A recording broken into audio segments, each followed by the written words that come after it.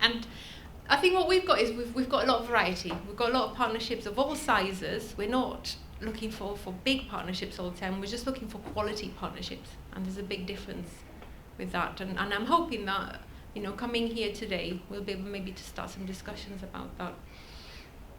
So, why Africa? I know it's Africa and Middle East, but I mean, apart from the fact, I love Africa. I've taught quite a few students from Africa. I feel that the students are very hardworking. They've all got a goal in mind, haven't they? They seem to think, you know, they want to achieve something. We think there are a lot of opportunities in Africa, and I will talk a little bit more about what NCC offer in partnership with us, but that does not mean that we are restricting our opportunities to those. As Jeanette mentioned, there may be possibilities of a level 7 sometime in the future. Somebody else mentioned PhD level 8, which I know I haven't spoken about that yet, but it might be something we can talk about. The world's our oyster, really, isn't it? So it's all about thinking, right, what can we build on, what's already here, or maybe something we haven't thought of, or maybe even taking something that exists and just giving it a different spin. But I was looking at some statistics for Africa, and in terms of technology, it's happening here, it's happening in Cape Town. So I think there was an uptake of over times 4 the number of students. They've quadrupled in terms of students who are studying computing in schools in Africa. The number of hubs has doubled. So when we heard this morning about generating students to keep the new world working, we are, you know, they're studying it, but we need to take them to that level where they're good enough to keep that world working. I'm sorry, Peter, I keep picking on you. Not picking on it, but you said some really interesting things about how the world's changing, and we are teaching students how to operate systems that will already be in the past. And actually, we need to make sure that we're preparing them for the future. That's really important, which is why things like Digi are so important. One of the ways we do that is when we teach programming, we teach programming concepts rather than programming languages, because languages go obsolete. There's no point in teaching technology. Technology changes. If a student understands how concepts are implemented in one language, theoretically, they should be able to understand how those concepts are implemented in any language. Now, we send a lot of students to Fujitsu on placement, and Fujitsu do lots of different languages, and we teach C++. But they love our students because they can say, right, within a week, you know, they've picked up anything we throw at them. So we get some really good feedback from that. So it's about making them future-proof, isn't it? So a little bit about teaching and learning. We do include a lot of global perspectives in our teaching and learning. Does anybody know what this is a photo of?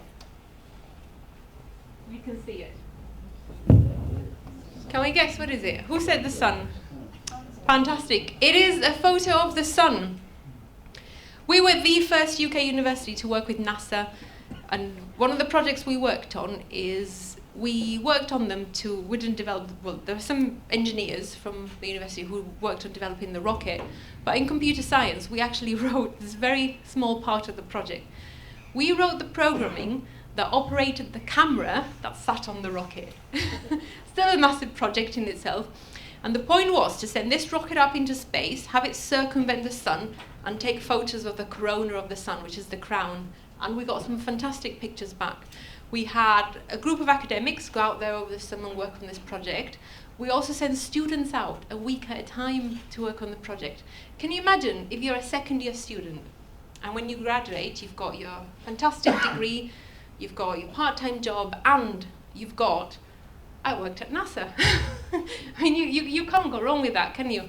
So that's one of the advantages to working with businesses and working with other partners. So we do a lot of things around the employability strategy with students, which I feel is very, very important.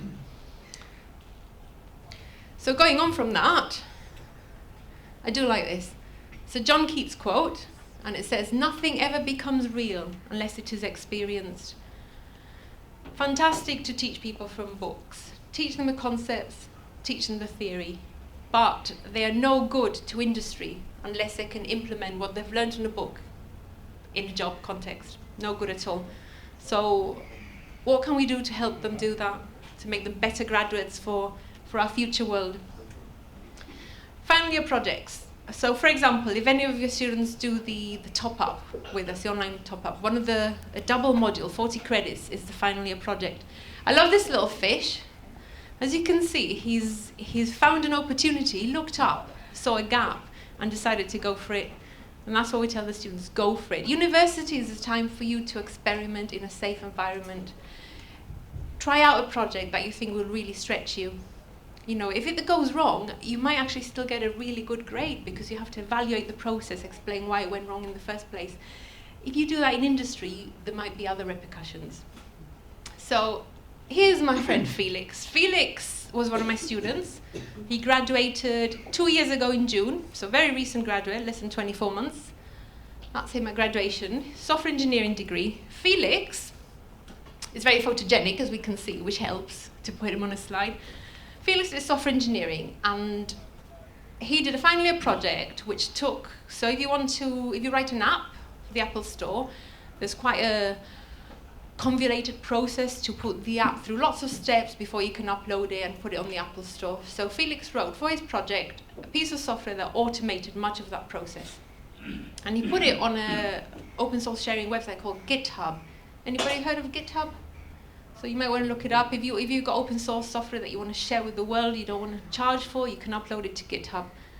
As of this week, Felix's software is top 20 downloads on GitHub. So before he finished his project in around April, May, Apple got in touch with Felix and offered him a job because they found his software on GitHub and said, we want to hire you. He came to see me, he says, oh, I've been offered a job by Apple. I got really excited. I was like, yeah, well, take it. And he thought, oh, okay. So I thought, what's wrong with him? You know? And he came back a week later, says, I've turned them down.